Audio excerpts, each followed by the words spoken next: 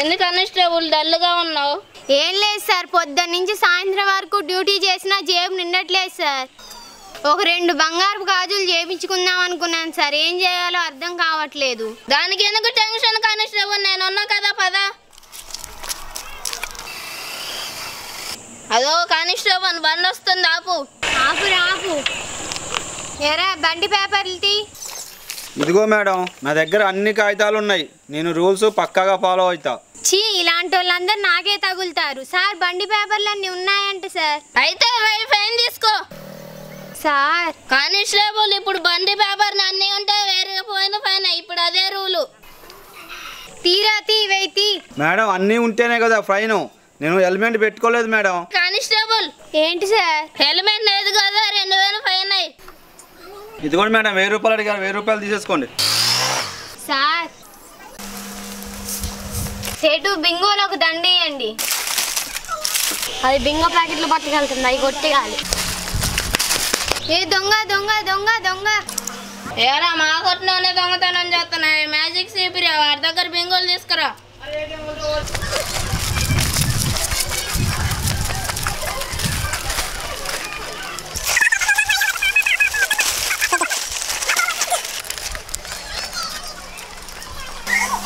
Thanks magic చీపురి. Offer 40 రూపాయలు Thums Up కొంటే 5 కేజీలు గోధుమ పిండి బస్తా ఫ్రీ.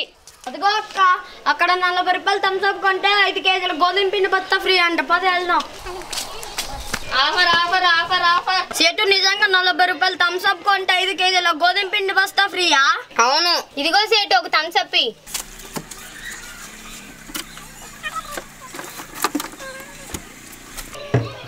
తొందరగా ఇవ్వండి, 5 కేజీల బస్తా తొందరగా ఇవ్వండి.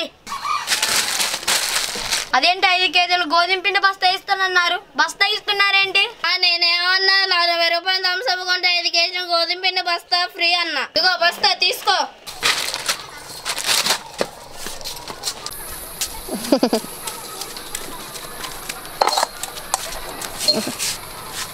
హలో బేబీ, ఏం చేస్తున్నావు? అన్నం తిన్నావా?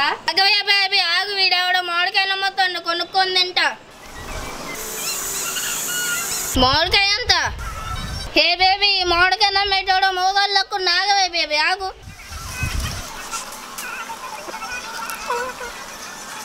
ఒక్కాయి బాబు, ఈయన మోగాళ్ళకు ఈయనకి ఏదో ఒకటి హెల్ప్ చేయాలి. ఇదిగో బాబు, తీసుకేదైనా బిజినెస్ పెట్టుకో. హే బేబీ, ఇప్పుడే మగవాడికి హెల్ప్ చేసా. రావాలి మామిడికాయలు రావాలి 10 రూపాయలు రావాలి మామిడికాయలు. ఆగు బేబీ, ఈడు మోగవాడు కాదా? మామిడికాయలు 10 రూపాయలు. నువ్వు మోగవాడి కాదా? నేను మోగన్నాను, ఎవడు చెప్పాడన్నా నీకు? నిన్న మామిడికాయ ఎంత అంటే సైగ చేసావు. నేను అప్పుడు మామిడికాయ తింటున్నా, అందుకే అట్లా అన్నా. నువ్వు మోగవాడి అనుకొని డబ్బులు ఇచ్చావు, నేను తీసుకున్నాను. ఉసే బేబీ, ఈడు మోగవాడు కాదాట. ఒరే నువ్వు ఇంటికి రా, నీ సంగతి చెప్తా. అమ్ములు, అక్కడ సైకిల్ ఉంది, తీసుకోవాలా? పదరా, సైకిల్ తొక్కక చాలా రోజులు అవుతుంది, పదరా. పద, తీసుకోవడమే కాదు అమ్మేద్దాం, పద. అటు ఇటు చూసుకొని పోరా, ఎవరైనా చూస్తే మనల్ని తంతరు.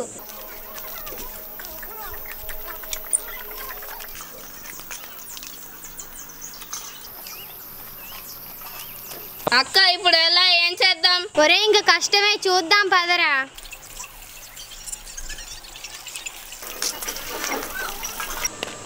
ఒరే అటు చూడు. అన్న నమస్తే. నమస్తే అన్న మీదే ఊరన్నా? పక్కూరన్నా. పక్కూరిగానే సైకిల్ ఎవరితో అన్నా? నాదే అన్నా. ఒరే దొంగ, ఏదో సైకిల్ ఇంటి ముందు పడితే దొంగతనం తీసుకెళ్తారా మీరు? అమ్మ దొరికిపోయిన, పద. వస్తే ఇక్కడ దొంగతనాలు బాగా జరుగుతున్నాయి, ఎవరు వచ్చినా వదలొద్దు. అలాగే మేడం.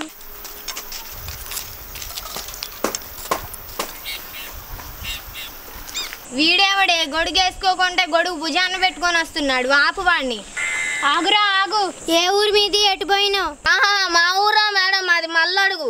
వస్తే ఇనపని లేనట్టుంది, మళ్ళీ అడుగు. ఓహో, ఇనపడలేదా? మీది ఏ ఊరు అంటున్నా? అది మల్లడిగే మేడం. ఒరే ఎన్నిసార్లు అడగాలిరా నీకు? 3 సార్లు అడగాలి. ఏ ఊరో చెప్పు. ఏహే మేడం, అది మల్లడిగే మేడం. ఏమే ఒకటి అందుకో దొడ్డు అందుకుంది అంతే. మీ ఊరేంద్ర చెప్పంటే మల్లడుగు అంటే ఏంట్రా? లేదు మేడం, మా ఊరి పేరే మల్లడుగు. నీకు ఇలా కాదురా, ఒకటి వేయాల్సిందే. ఓహో, ఆ సీతారామం తర్వాత ఉంటది మల్లడుగు, అదేనా? అదే మేడం అది మల్లడిగే. ఈ ఏరియాలో దొంగతనాలు బాగా జరుగుతున్నాయంటగా, నీకు తెలుసా? దొంగతనం అంటే కూడా తెలియదు మేడం, వాళ్ళు ఎవరో కూడా తెలియదు మేడం నాకు.